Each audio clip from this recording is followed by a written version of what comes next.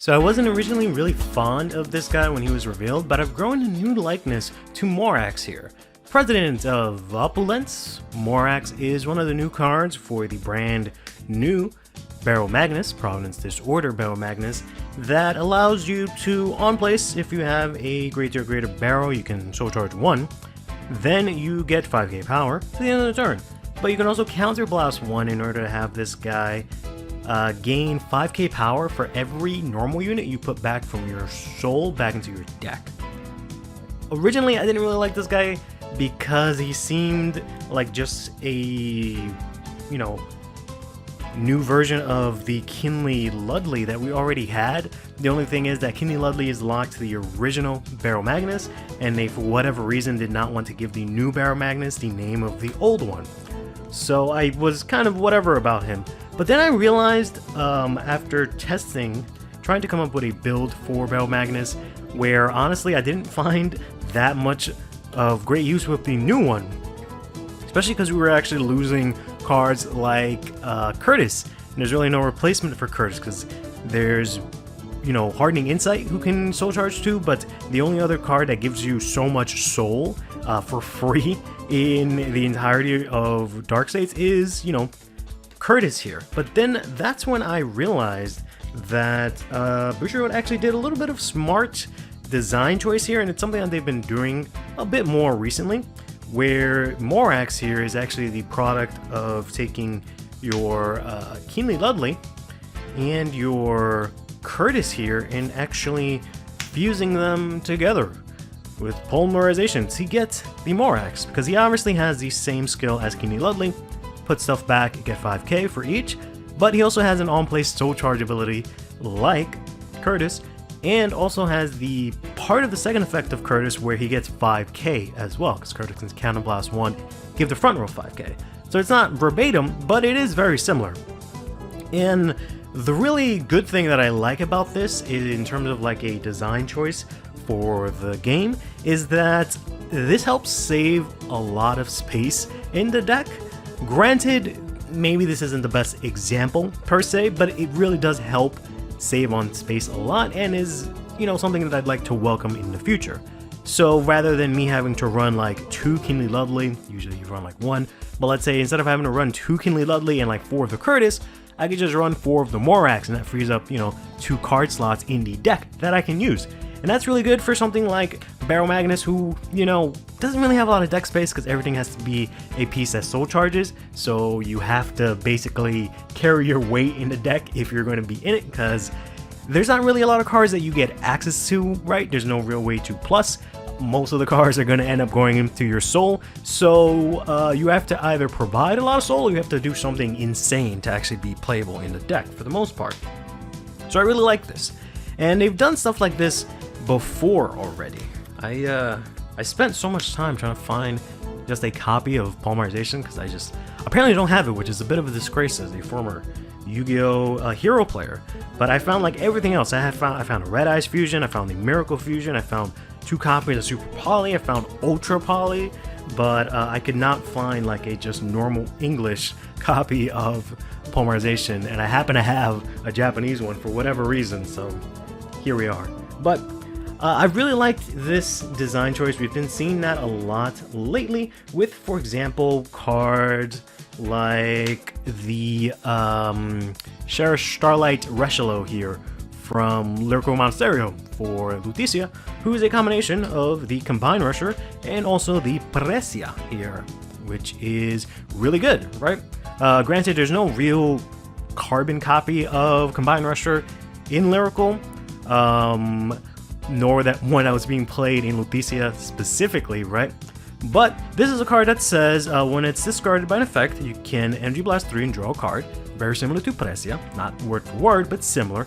And then it also says if you play a Curse Order, you can CB1 to call this from drop. Very similar to the Combine Rusher here. So I really like this a lot. And that really works out really well. And you can see that, with cards like the Friendship Fairy here, who is a bit of a disaster on release because she just does one thing, and that's it, and that's not very good. So when they did the next wave of Skip Riders, they did something like Imagard here, who they combined with the Combine Rusher again, where not only does it allow you to skip ride into your next form, but it can also be called out from drop by paying a cost, which is good. So this is not just typically a dead card, but it's also something that, like the Combine Rusher, can be discarded as discard fodder, but also can have value in the drop as just an actual unit to actually do something else other than just skip ride, but also allows you to skip ride, which I think is really good. So what does that mean exactly? What is the point I'm getting at? Cool design choices aside, right? Morax is great. I like that a lot. I would like to see more of this, right? And we do see more of this from time to time, but I would like to see more of this specifically for Barrow. So I've been trying to work on, since the new Barrow has come out, I've been trying to work on a build that I really like, and I've had a couple of different ideas and gone a couple of routes and whatnot, and haven't really found anything that, one, feels good to me, right? I've maybe found like one list that feels good to me, and that's about it. And then two, one that is actually competitively viable, right? And I'm not even saying it has to win like Worlds or even a BCS or something like that, but it just feels good to play competitively. That's been the real big issue that I've had with the deck, which is why we're not doing a deck profile today, even though I had it scheduled on my schedule to do that today. Instead, I'm just going to ramble about random crap, right?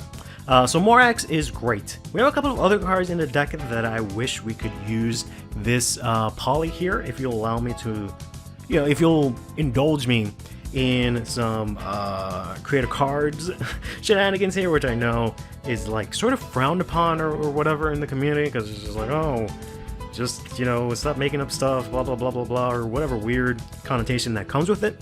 But I don't really care. I'm just going to do it anyways. So, we have another card here that's typically played in Barrow, the Flaming Pony, who from Soul you can bind it, and it allows you to soul charge 2. So basically it increases your soul count by 1 because it soul charges 2, replaces itself, and gives you 1 extra one. This is the only card generally in the deck, or in the card pool I should say, for Dark States that you actually want in your soul, because you soul charge basically all of your deck, and a lot of it is just your triggers or your units that soul charge, and they kind of just sit there, don't do anything. Pony here is one of the few cards that actually does something. However, if you end up with a card in your hand, then it kind of sucks. This has become a little bit easier since we got the Shuren here in the latest set, so you can take your ponies, put them into Soul, and then use your effect, which is kind of nice. But what if we did something crazy and combined it with Tizark here, right? We made this imaginary card over here that, let's say, we combine the properties of both of these cards, right? Where, let's say we keep the same effect as Pony, where if this is in Soul, you can bind it to Soul Charge 2. But what if it also said maybe if you discard it for Ride, you can pay the cost of putting it into Soul from your drop in order to draw 1 card. I know that sounds insanely strong, but I don't even care anymore. I'm not even trying to be balanced here. I don't care. I don't even care. But that would be really nice, because basically it would allow, specifically for Barrow, to actually be able to get some sort of advantage, especially for discarding, because one of the things that sucks the most is that the deck does not plus really at all until maybe later in the game, where you can maybe draw a Barrow skill and maybe the Shuren and something like that. But in the early games, you basically are limited to the 7 cards or 8 cards that you get throughout the course of the game by you get to turn 3, and you just have to kind of make do with that, right? So something like a Tizark would be nice to play in the deck. It does clash a bit with the Hardening Insights, but if I could maybe put that card into Soul, maybe remove, like, change things around a bit, so if the soul charging is too strong, or if the cost of it being free is too strong, fine, you can make it Energy Blast to put this into Soul, whatever the case may be. But I'd like that a lot, right? So that's one. Then there's this next one here. For the longest time, basically since the exception of the deck almost, we've been playing Orders to try and soul charge. Because for whatever reason, Bushiroad does not want to give us a single unit that soul charges a lot of cards, right? We don't have anything crazy like an Emblem Master even, right? There's really no cards that soul charge a lot on a single body. The closest we have are Orders that allow us to soul charge a bit. But, you can only play Orders once per turn, And these copies of Pandemonium Tactics are generally useless in soul and in your hand kind of deal. So what if we did something like combining it, fusing it with Walk the Dark here? So Walk the Dark is a blitz order that came out in set 3 that just says it can be played from your soul, but in order to play you have to Energy Blast 3. You choose a unit being attacked, and then it gets 15k to the end of that battle. Then if you play this from soul, you put it in the bottom of your deck. So this essentially allows you to guard from your soul, right? Which would be great for Barrow specifically, because as I mentioned, the only thing that really has any sort of interaction within the soul for the most part is the Flaming Pony. Other than that, if you have your normal units that you can put back with your, your Keenly, or more specifically your like Morax, right? Other than that, it's just whatever you can fetch with like Kogra or stuff like that, and that's it. The soul is basically a dead zone. So why not liven that up, right? Why don't we get an order, maybe a combo blitz order, normal order, which I know is breaking the rules a little bit as well, but I don't care too much. But basically in the realm of like a Yu-Gi-Oh card, right? Because we have a lot of like spell cards that have additional effects from the drop zone or from the graveyard and stuff like that. So why not something like that, right? Where we can use this card here to soul charge. You can even, reduce it, make it like Soul Charge 2, remake Brother Soul or something like that, I don't know. And then you can make it so that if it's in Soul, maybe you can use it to guard, right? Maybe you Soul Blast it out to guard for like 10k or something like that, but you can't, or you afterwards, you bind it, right? Let's say you Soul Blast, not Soul Blast, but you bind it from Soul, and then you can't use it for like the rest of the turn, you can only use one per turn or something like that. But that would be nice, right? So I can, if I draw into it, it's great, I can Soul Charge, but if it ends up in Soul, I can maybe use it to guard, which would be great if Barrow could actually guard, don't you think? Then, this one I'm not really sure how to go about per se, but I feel like, the Amandine was a pretty decent card, and I really like Selfish Engraver as well. I'm not saying to combine the two of them specifically, by themselves, but maybe if we can do some sort of like I either or statement here, and then maybe use the Lilac Lasher here. Lilac Lasher is a card that I really liked early on when it came out, because it was for the longest time in my mind the only way that Barrow can actually win a game, right? Because it gives you this huge body that you can actually call out. Again, very similar to like the Flaming Pony, it actually gave you something that if it wasn't sold was actually a good thing, because you could call it out. It has no use in your hand for the most part, no use in your drop or anywhere else, and then when you call it out, it's just a big beater and that's it. So right now this card is just being dropped for most lists because it doesn't provide you much else other than that.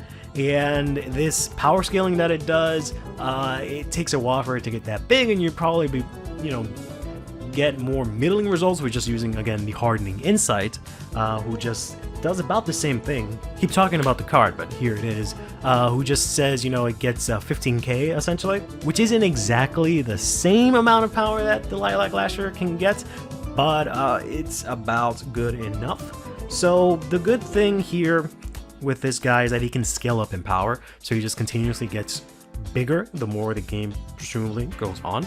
But why not give him another effect, right?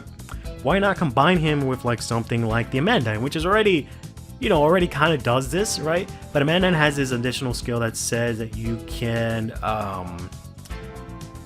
increase any of your soul charges +1, so it just makes anything a little bit extra. So I feel like that would be kind of nice, but that's a bit much on this card. Amandine already gets the +10, right? So what if we combine something like maybe the Selfish Engraver? I don't know if that's a bit too crazy here. Selfish Engraver is already a very good card as well, but maybe if she can scale up in power too? Like, I would not mind dropping the Soul Charge if she instead scaled up in power, and I can also countercharge. Especially the fact that she puts herself into Soul is insane. I know that's probably like triple rare worthy, right? A card that gets power, countercharges, and goes into Soul, but I've seen crazier in other cards, right? But basically just something with the Lilac Lasher specifically. I feel like getting this incremental growth in power would be needed in the deck, but also with some other effect, right? Can't just give it just this again, right, and not make it actually help out the deck. In any case, that is gonna be the video. I know I rambled on for a bit. I just, have a new appreciation for this guy here. I really like the design choice between him and stuff like the Starlight, where you're just combining two cards and their effects essentially to make a new card that frees up space in a deck and allows for more interesting choices and just more consistency, rather than having somewhat one-note cards that only do one thing, right? But let me know what you guys think in the comments down below. But until next time, take care of yourselves and each other. Play Vanguard and have yourselves a damn good one.